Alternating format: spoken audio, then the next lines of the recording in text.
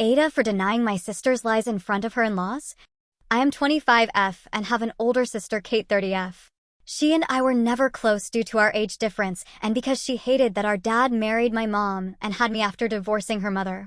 Kate claims dad told her he never loved her mother and that my mom was his true love, that our dad always compared the two of us and asked her why she has to be a difficult child, and that overall dad loved me more. On the other hand, dad claims nothing she says is true, that she was very problematic and insolent. These claims are backed up by my mother and dad's parents, so I assume Kate was never 100% honest. Anyways, these are their problems that do not concern me. Some time ago, Kate reached out to me and told me she got engaged. I said congrats and everything. She told me she has a favor to ask. She told me her ML is very family-oriented, and it does not sit well with her that Kate is estranged from her family. In her words, future ML considered something is also wrong with Kate, and she is also to blame for being no contact with her family, fearing Kate will also influence her son to do the same thing. What Kate wanted from me was for me to meet her in-laws for them to see she does not hate her family. I joked that future ML sounds a little insane, and I agreed to help her because at the end of the day I never hated her, and I don't think she hated me neither. The fact we are not close does not mean we hate each other or want bad things to happen to the other one. Anyways, I went to meet Kate, her future husband, and her MIL and FIL at a restaurant. They are very nice people and very warm. At some point, ML said something along the lines that she is happy to see that the abuse we suffered did not affect our sisterly bond. I was confused and asked what abuse is she talking about while Kate tried to change the subject. ML says it's okay, I have nothing to be ashamed of, and that she knows from Kate our parents abused us while growing up. I clarified that this is not true. We were never abused by our parents or anyone in our family. We were raised in a very loving family. We were never hit or spanked no matter what we did. Our parents are well off, so we always had everything that we wanted: clothes, phones, laptops, cars, etc. ML got very angry. She apologized to me and started insulting my sister. She called her a liar, accused her of being manipulative and trying to insert herself into their family by being dishonest. What happens is that Kate accused our parents of many things that are not true. Now Kate is accusing me of ruining her life. She says her engagement is over, the in-laws hate her, and her fiancé does not trust her anymore. The thing is, I don't think I did anything wrong. I cannot sit and hear people blasting my parents for her lies and for things that never happened. But still, Aitah for telling the truth?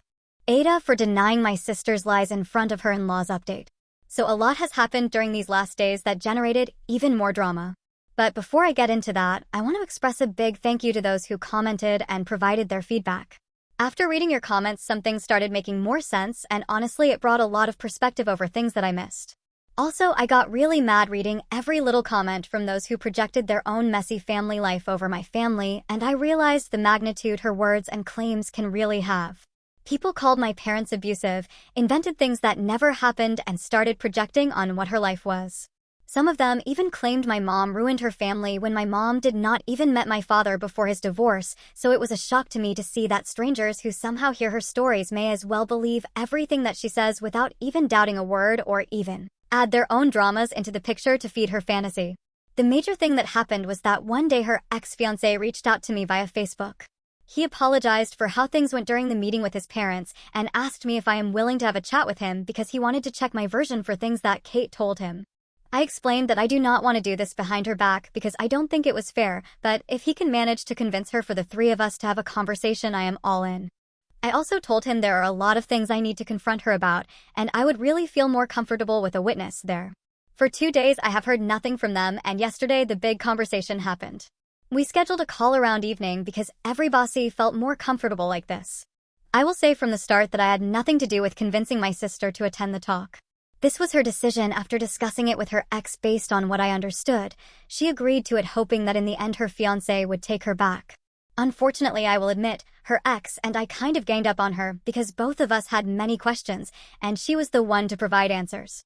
Some answers that I got from her. Why did she lie about being abused by my parents?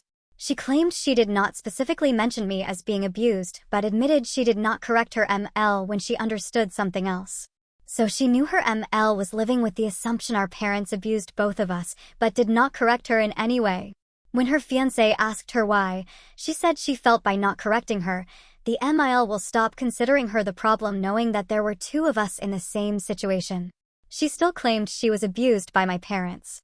When I asked her to provide some clear examples, she first said, "You know very well what happened," but me and her fiancé insisted. Some of the things she mentioned were, when she was a teenager, she was oftentimes punished while I was not, which was a clear indication I was loved more, and this is abuse. Keeping in mind that when she was 14 to 15, I was only 9 to 10, and she was doing bad things like getting suspended for smoking during one of her classes, skipping school, etc., how was I supposed to be punished along her? She said I was also doing bad things, but was never punished while she was. Her fiancé asked her verbatim, "So you claim you were abused because you were punished for smoking in class while the bad things your younger sister did was maybe draw on walls? How do you assume would be fair to punish such different actions the same?" She was not able to answer. She claimed she was financially abused by our parents because they would not give her money for fun activities, school trips, or events when she misbehaved. This was an example of punishments what she would often receive. Her fiancé asked her if our parents provided her with basic things like food, clothes, school supplies, and she said yes. He mentioned parents are not obligated to financially support trips and fun activities, so how is she financially abused? I asked her if she ever thinks about everything she did wrong towards our family. She claimed she knows she was not a saint, but she was a child. I pointed out that at 17 you are not a child and you know better than to swear on your grandmother. Her fiancé had no idea about anything, so I explained some very nasty things she did and said. One time we were getting ready to go to our cousin's baptize and she wanted to wear a black t-shirt with a pentagram on it. Grandma asked her to change because her outfit was not appropriate for a baptize. Kate called her an old, outdated *****ing hag. Her fiancé mentioned a story Kate told him and his parents with an incident where my parents abused her and confiscated her car, leaving her to walk to school during winter time.